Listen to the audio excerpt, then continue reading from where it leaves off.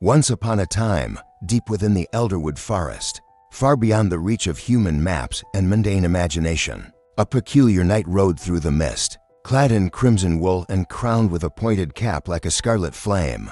Sir Croaklin of the Hollow Marsh made his way slowly along a trail lit only by bioluminescent fungi and the glistening slime of his mount. His steed, a giant forest snail named Gloombuckle, oozed steadily forward, antennae twitching at the scent of moss and dew. Though their pace was leisurely by most standards, they had been traveling for days, and there was no rush.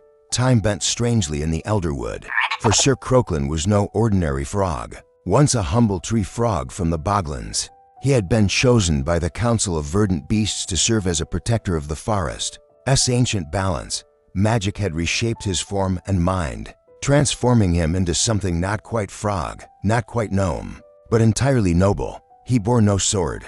His weapon was his wits, his loyalty, and the mysterious amulet that hung beneath his cloak, a softly pulsing gem that seemed to hum when danger neared. As they passed beneath arching limbs of ancient trees, shadows stirred. The forest was restless. It began with whispers, tiny, curling murmurs that slithered between the roots and curled around Croaklin's ears. Thief deceiver, the crooked hollow will not forget.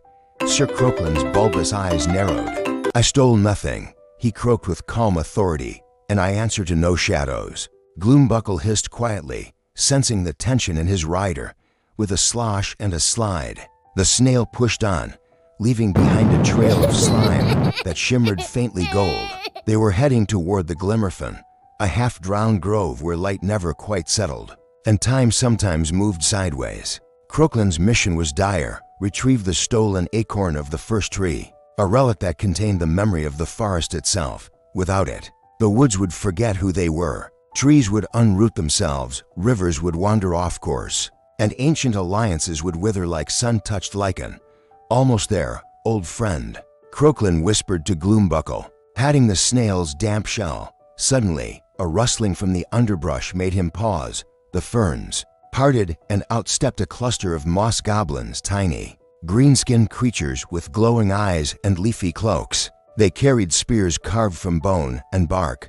Halt, squeaked their leader, a goblin with a lopsided toadstool helmet. None may pass without toll. Croaklin raised a webbed hand in peace. And what is your price? The goblin grinned, revealing teeth like broken seeds. A story, a true one. No lies, or return your slime trail to soup.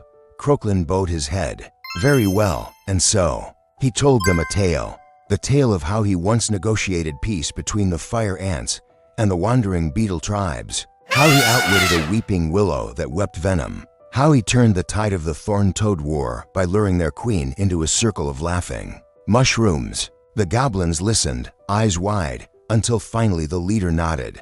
Truth enough. Go on, Knight of Slime. With a respectful nod, Croaklin rode deeper into the woods. The forest grew darker, wetter. The trees leaned in like eavesdroppers. Then the Glimmerfen opened before them, a glistening mire filled with low fog and still waters.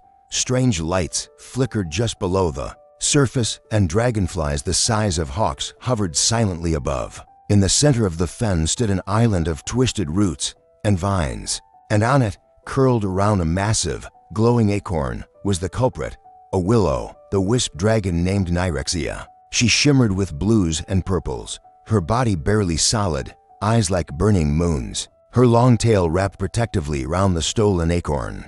I've been expecting you, she hissed, her voice like wind through bones. I've come to reclaim the acorn, Croaklin said simply. Nyrexia narrowed her eyes. It was never yours. The forest forgets what it is. I guard its memory better than you ever could.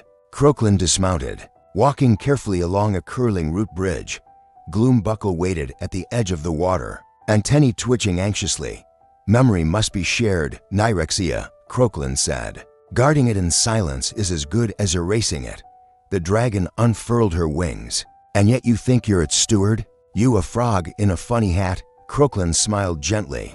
I think I am its listener. And now I am asking, not with force, not with threats, but with faith. There was a long silence. Then Nyrexia slowly withdrew. Her form flickered, dimmed. With a sigh like rustling leaves, she nudged the acorn toward him. "Tell them I was only trying to protect it," she whispered. "I will," Croaklin promised. He took the acorn, its glow pulsing warmly in his hands. As soon as it touched his chest, the amulet at his neck lit up in resonance. The forest shivered, not in fear, but in relief. When he turned back to Gloombuckle, the snail's eyes sparkled with silent approval. He climbed atop the shell once more. As they made their way back through the fen, the fog seemed to part with reverence. The trees whispered again, but this time the words were different. "Thank you, Protector, Croaklin of the Hollow Marsh."